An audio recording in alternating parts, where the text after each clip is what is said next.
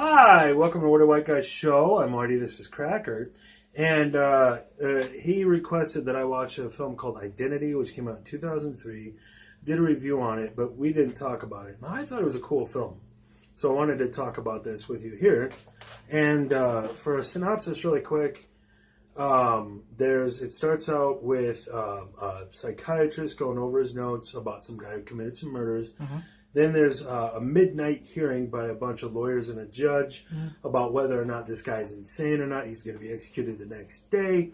And then you cut to a bunch of people. I think it goes right to Juan Schwartz. Schwartz.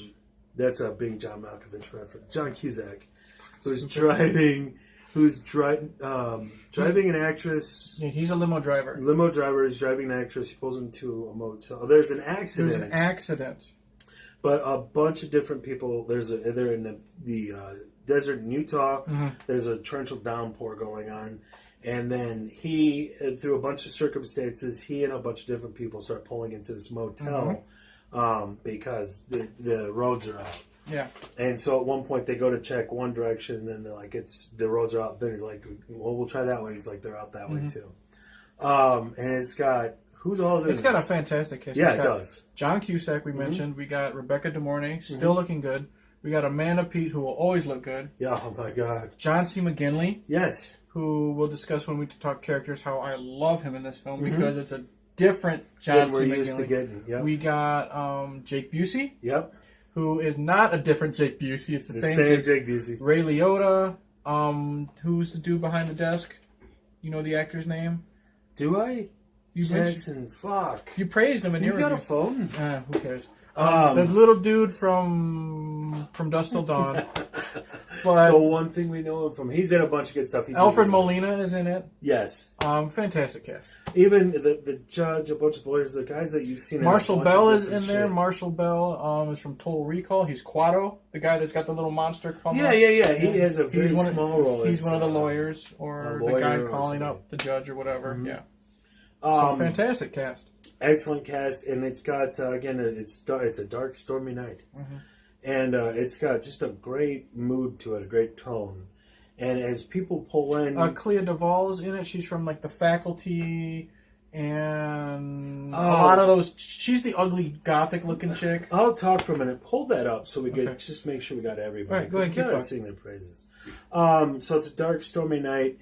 And then as just about everybody pulls into this motel, you start getting little hints that everything is not as it seems. Mm-hmm. That, everybody who's saying that they're one type of person or a given circumstance, it's not quite as you would think. John Cusack, Ray Liotta, Amanda Peet. Clea Duvall, she was the ugly chick I mentioned. William Lee Scott. William Lee Scott is... her husband. Rebecca De Mornay. John Hawkes is the little guy you're talking about. Yeah, Jonathan Hawkes. He does a good job in this movie.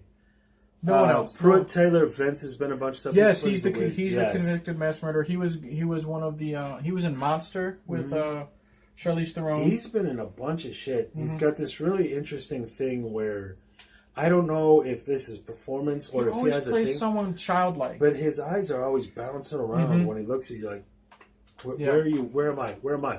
Where am I? Where are you looking? But it makes for a great, just weirdo. It makes a great weirdo. And so, again, it starts out a lady gets hit by a car. Yes, the mom, and there's a little kid. And John C. McGinley is the husband.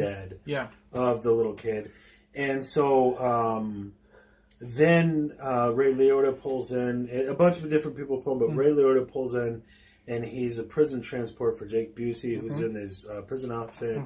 And then at one point... they cuff him to the toilet. The toilet or the sink, one of the two. On the toilet.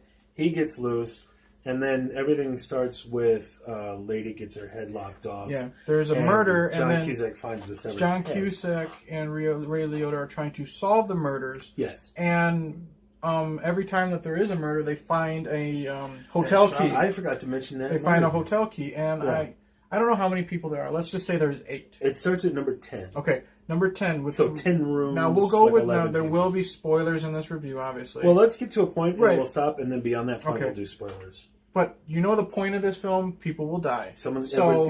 We just spoiled. One person dies, you find the number 10. the next person dies, you get the next key, but it's number 9. So it's counting down until there's basically only one person left. And then from there, it's just like some really sharp it's a writing. really good whodunit. A good whodunit, and it just like there's at one point Ray Liotta goes to put on his jacket and he's got a spot of blood on his back, and so you're like, okay, what's the story? When did this happen, guy? Yeah. And so there's just all kinds of little clever stuff like that. Well, speaking of the clever stuff, like John C. McGinley, he's the car accident. Oh yeah. He gets in a car accident because he runs over a high-heeled shoe.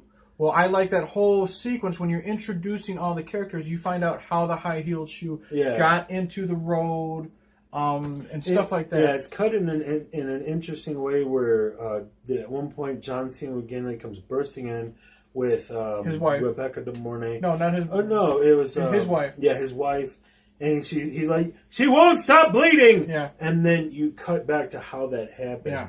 And so it's just cut in an interesting way where, as they're introducing all these characters, you're bouncing back and forth, and you learn a little bit about their backstory. So Amanda Peet, she's a professional.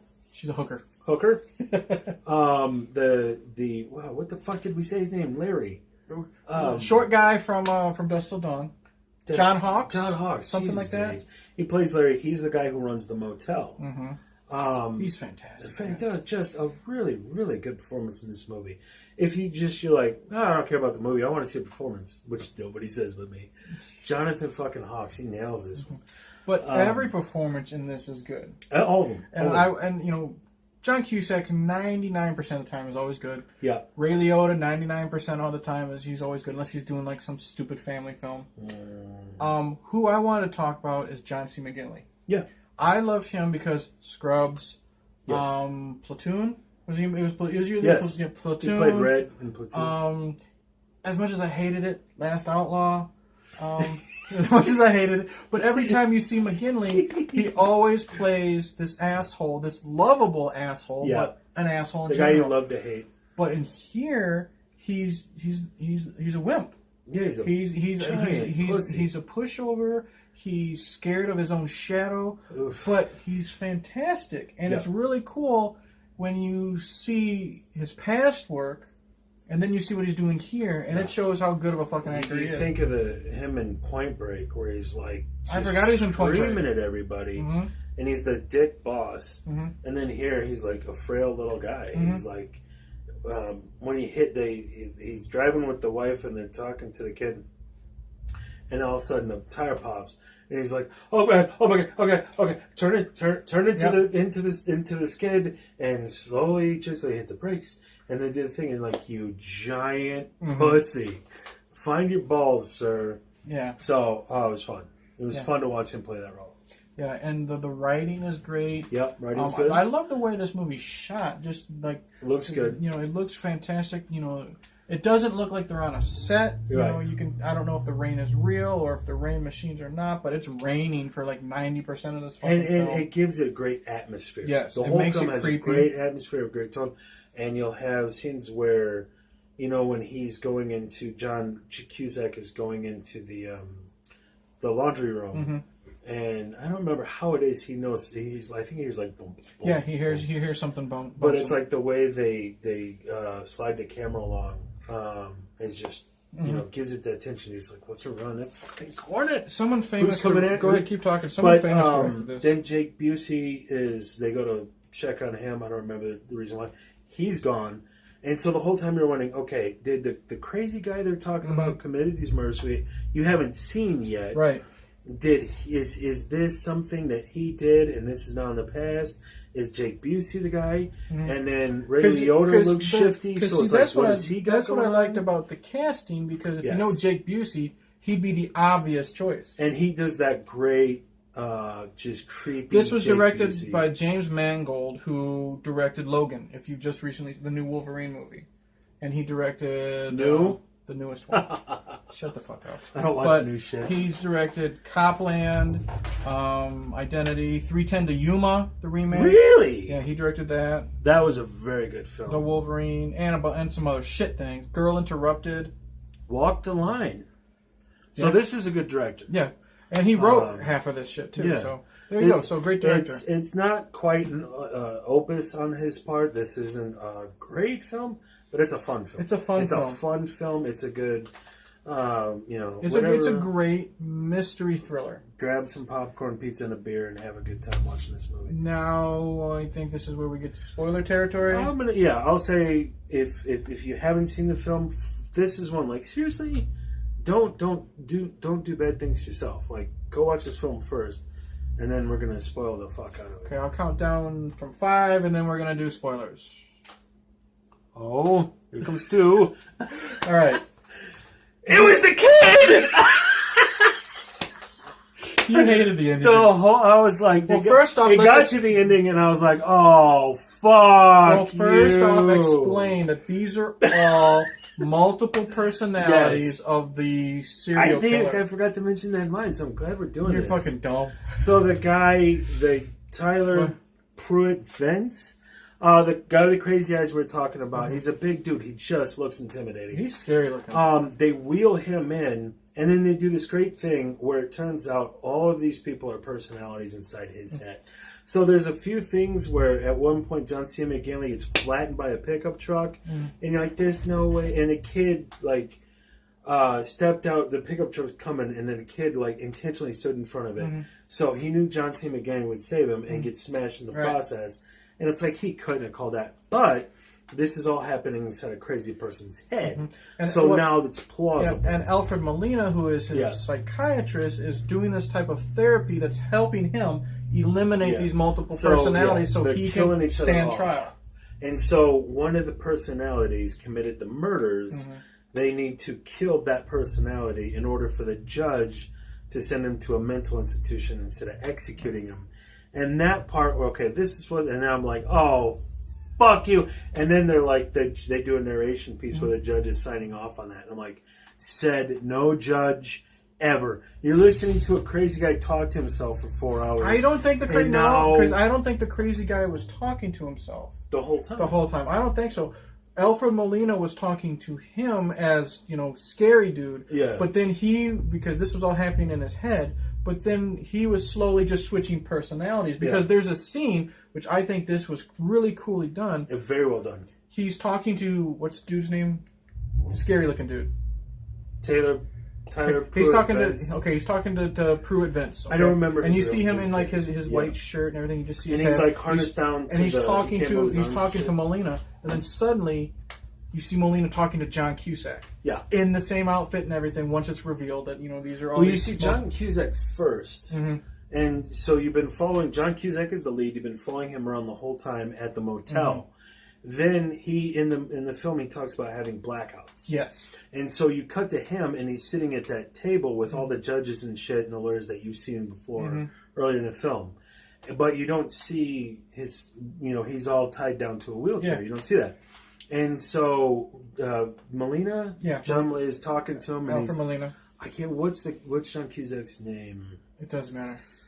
John. He's like, call him John. John. And he's talking to him and then he reveals to him. Yeah, because he puts a mirror in front of his face. He shows him a picture. And he's like, do you recognize this guy? And then John Cusack's like, no. He doesn't recognize. And so he then gives him a mirror, shows him the mirror. Yeah. And then John Cusack flips out. And then you see, he looks first in the reflection and in the window. And he's freaking out saying, who the fuck is this in the mirror? And now it's him sitting there. So the whole time, John Cusack is one of his personalities. Yeah. And what I'd like... Brilliant. What I like before all that is revealed, you get that there's some supernatural. But you didn't stop and go watch the movie, you fuck. So now it's destroyed. But still go watch it. Sorry. You know that there's some supernatural elements to begin with because after Jake Busey uncuffs himself from the bathroom, he runs away. Yeah. And as he's running away, he's running through the field, and then he finally climbs this hill. And he's back at the hotel. He's right back. So he can't fucking escape. So that's a little bit of... See, that's what's cool about this film. I think it has a lot of good replay value. Yes. So you can pick up, wow. So now that is why he was running away, but he ends up back at the hotel because the hotel is what's in the dude's brain. I happened upon this, I think, clicking channels at one point and knew the ending. And then when you recommended it, I went back to watch the whole thing. I'm like, oh, it's this movie. It does its best. if you watch it having no idea what the fuck is going on. But it's still, perfect, you can still watch it and enjoy it. It's a just perfect well blind buy at like Best Buy for $5.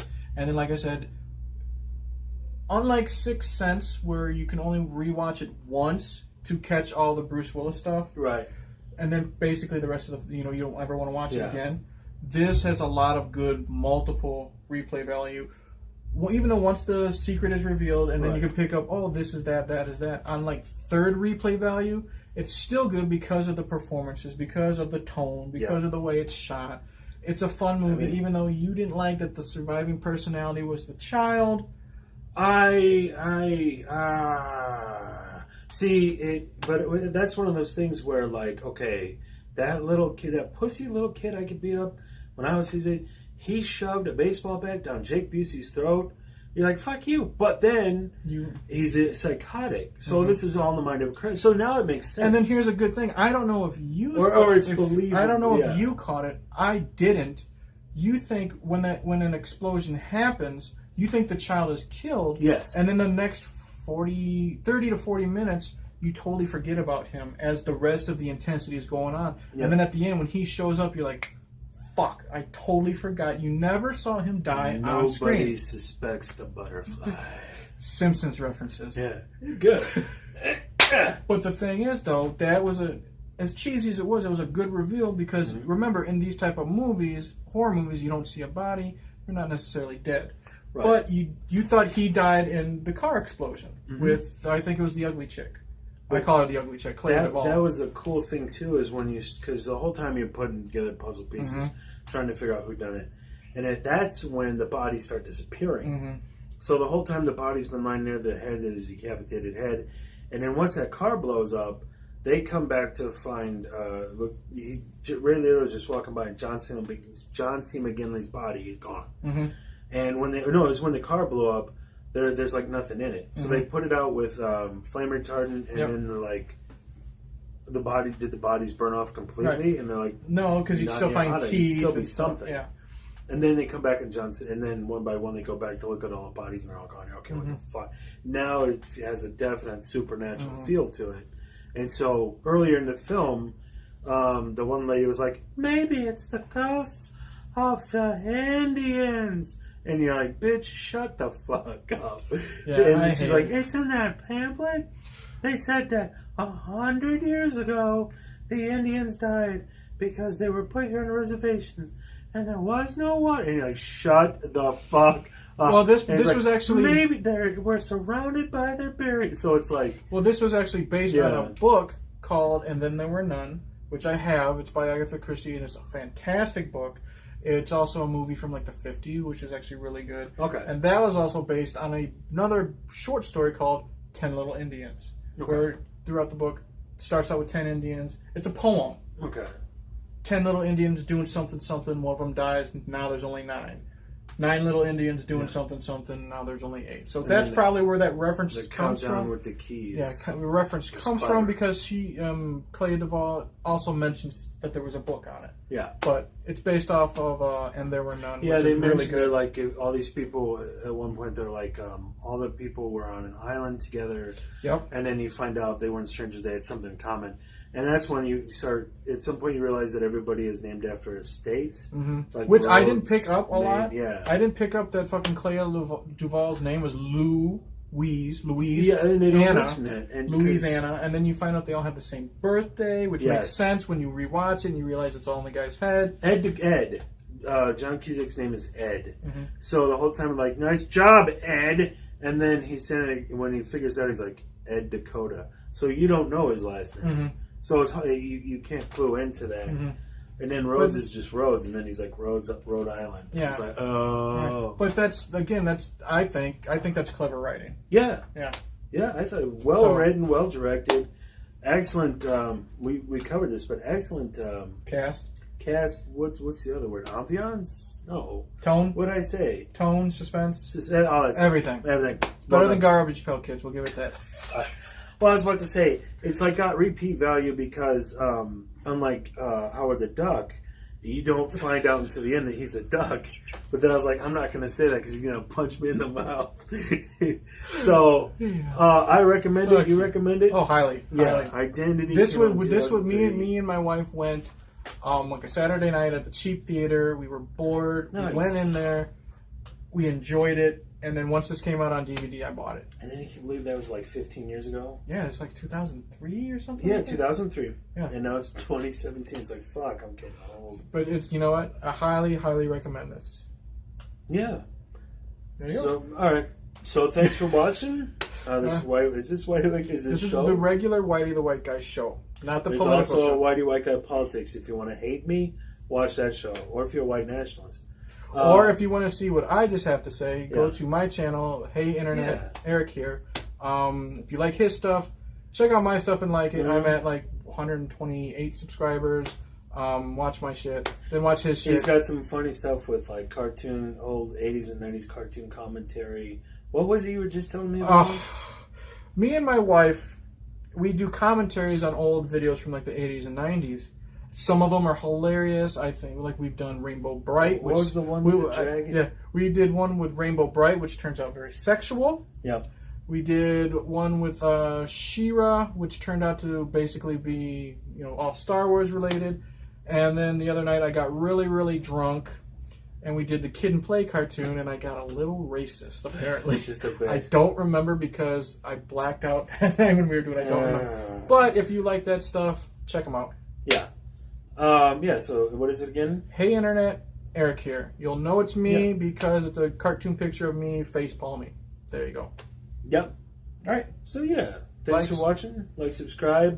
Check me out on Patreon, Whitey White Guy on Patreon and YouTube, Twitter. And good journey. Good journey. Do it again. Good journey. All right. Thanks.